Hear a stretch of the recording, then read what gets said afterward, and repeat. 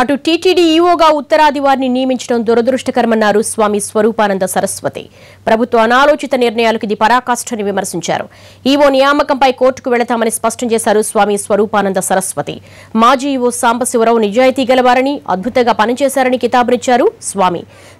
సాంబశివరావును మార్చడం పనికిమాలిన ఆలోచనని మండిపడ్డారు. తెలుగు చదవడం, మాట్లాడటం రాని వారిని ఎలా ఈవోగా ప్రభుత్వం నియమిస్తుందని ప్రశ్నించారు. ఆగమాలంటే తెలియని వ్యక్తిని, ఒక సంప్రదాయం కూడుకున్న ఈ దేవాలయ వ్యవస్థని ఈవోగా ఇతర రాష్ట్రానికి సంబంధించిన వ్యక్తికి అప్పచెప్పడం అనేది చాలా దురదృష్టకరం. ఎందువల్లంటే ఇతర రాష్ట్రాలు యూపీ, ఉత్తరప్రదేశ్ ఇలా అటుపక్క ప్రాంతాలు ఏవైతే ఉన్నాయో అది భక్తి ప్రధానమైన ప్రాంతాలు, ఆగమాలతో సంబంధం ఉండదు. ఉత్తరాది ప్రాంతాలన్నీ కూడా, దక్షిణాది ప్రాంతాలన్నీ కూడా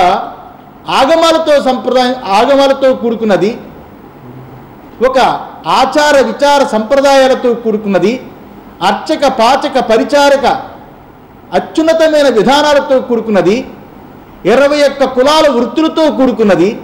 ఇలాంటి వాటిని మెయింటైన్ చేసేయడానికి ఈ దక్షిణాది అన్ని దేవాలయాల్లో ఒక నమూనాగా, ఉత్తరాది దక్షిణాది దేవాలయాలన్నిటికీ ఒక నమూనాగా, ప్రపంచానికి ఒక నమూనాగా తిరుమల తిరుపతి దేవస్థానం నడుస్తుంది.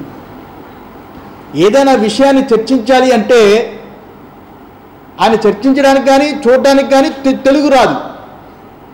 ఒక ఐఏఎస్ అధికారిని ఎందుకు పెట్టుకుంటారు?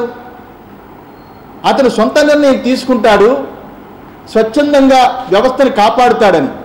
ఇప్పుడు తెలుగు రాని వాడు ఎవరినో ఆశ్రయించి వాడి ద్వారా వింటే సరైన అవగాహన లేక వాడు చెబుతున్నప్పుడు తప్పుడు నిర్ణయాలకు అవకాశం ఉంటుంది.